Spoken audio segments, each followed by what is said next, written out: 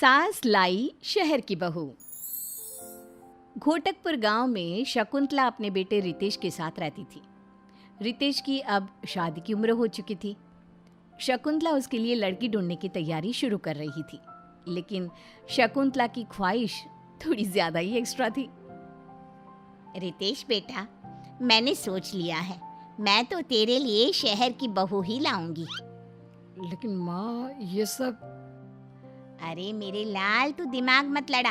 तू बस शादी के मंडप में बैठ जाना, बाकी सबकी जिम्मेदारी मेरी। बहुत इतराती है ना गांव की आस पड़ोस की औरतें, मेरी बहू ऐसी है, मेरी बहू वैसी है, ये वो। अब देखना, अपनी इज्जत को बढ़ाने के लिए कैसे मैं एक शहर की बहू को लाती हूँ घर में। ठीक है माँ, वो बात तो समझ में आई, लेकिन आप एक शहर की बहू लाओगी कहाँ से? अरे कविता है ना, मेरे बचपन की सहेली, वो यहीं पर तो रहती थी, इसी गांव में। लेकिन जब वो 20 बरस की हो गई, तब उसके पिताजी को बड़ी नौकरी का बुलावा आया और वो शहर चली गई। उसी की बेटी है मानवी, उसके साथ तेरा ब्याह होगा। मैंने तो बात भी कर ली है और कल शगुन भी भेजूंगी। बचपन की सहेलियां शकुंतला और कविता एक दूसरे को मिलती हैं और दोनों परिवार आपसी सहमति से रितेश और मानवी का रिश्ता पक्का करते हैं और चंद दिनों में रस्मों रिवाजों से उन दोनों की शादी भी हो जाती है। शादी के बाद मुंह दिखाए के दिन गांव की सारी आस पड़ोस की औरतें शकुंतला के घर इकट्ठा हो जाती हैं। चल बहू, अब ना तो अपना ये घूंघट जो है ना, उसे ओढ़ ले और अपने मुंह को छुपा ले। छुपाऊं? लेकिन क्यों? मीन विन कुछ नहीं बेटा, तू वैसा कर जो मैं तुझसे कहती हूँ। अरे अगर तेरा चेहरा नहीं छुपाएगी तो कैसे करेंगे मुंह दिखाई है? शकुंतला मानवी के साथ हॉल में सबके सामने आती है। जब सभी मानवी का चेहरा देखते हैं तो सारे आश्चर्यचकित रह जाते हैं। अरे वाह वाह, क्या बहू लाई हो शकुंतला बहन, एकदम कोहिनूर। हाय, किसी की नजर ना लगे इस कमल से चेहरे को। वाकई में तो बड़ी भाग्यशाली है शकुंतला, जो तेरे घर में एक शहर की बहू आई है।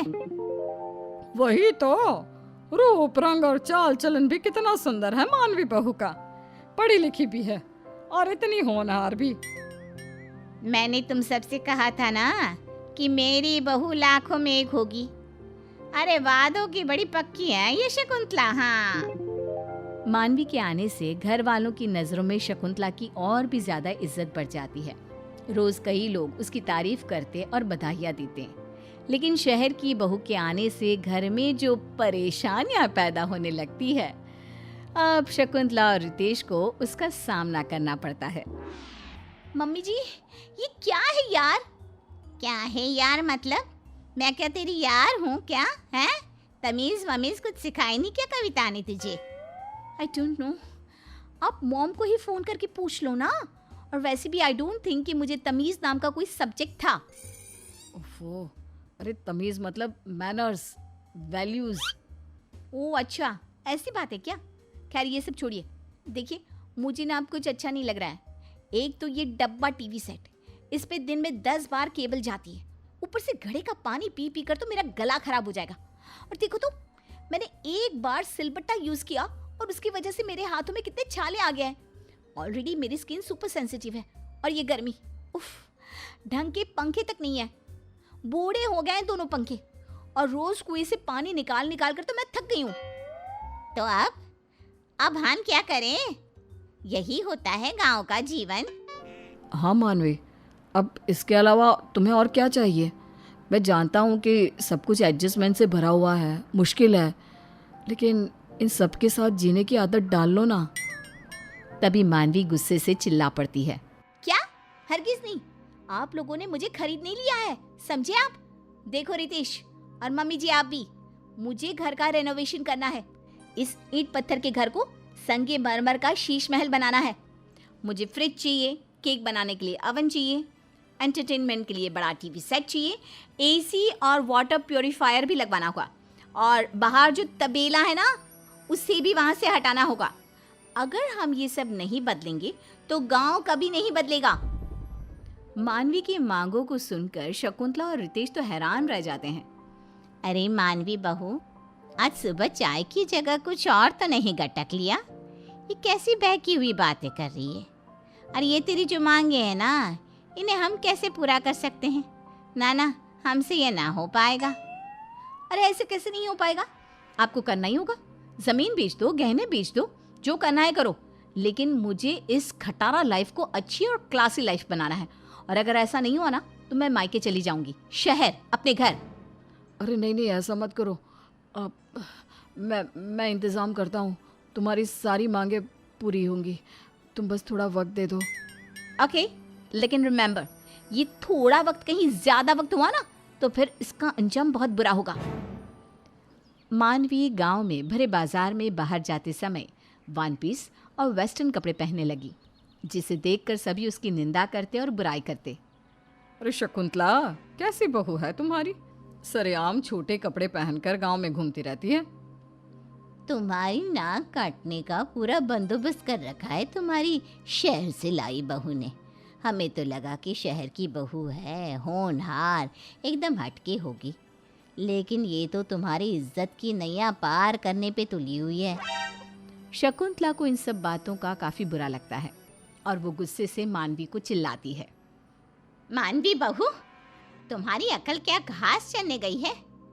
अरे माना कि शहरी हो, लेकिन जरा तो इज्जत का मान रख लेती मेरे और अपने पति का। क्यों? आपने तो बड़ा मान सम्मान किया है मेरी मांगों का। रितेश, क्या हुआ? तुम्हारा इंतजाम हुआ कि नहीं अब तक, या फिर अगले 7 जन्म बाद होगा? Bloody idiot people. गांव के लोग ना गांव में ही धस के रह जाएंगी।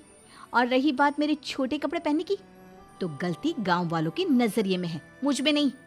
मेरा मन जो चाहेगा, जैसा चाहेगा, मैं वैसा ही करूंगी। ना तो आप मुझे रोक सकती हो और ना ही मैं अपने आप को रोकूंगी। You get that. मानवी अकड़ दिखाकर अपने कमरे में चली जाती है। शकुंतला और रितेश चिंताग्रस्त होकर एक दूसरे को देखते हैं। क्या सोचकर लाई थी इस कलमुही को यहाँ पर, और क्या से क्या हो रहा है? दिन प्रतिदिन मेरे सर का पारा हाई करती रहती है ये बहू। मैं भी तंग आ चुका हूँ। अब इस दलदल से कैसे बाहर निकले माँ? अब तो एक ही उपाय है बेटा। दिन ब दिन मानवी धीरे धीरे पूरे घर को बर्बाद करने लगती है और वो क्लेश के सिवा और कुछ नहीं करती। फिर एक दिन अचानक से रितेश और शकुंतला मानवी के सामने कुछ कागज रखते हैं। अरे ये क्या है? कौन से पेपर्स हैं? अपनी ज़मीन मेरे नाम कर रहे हो क्या? I knew.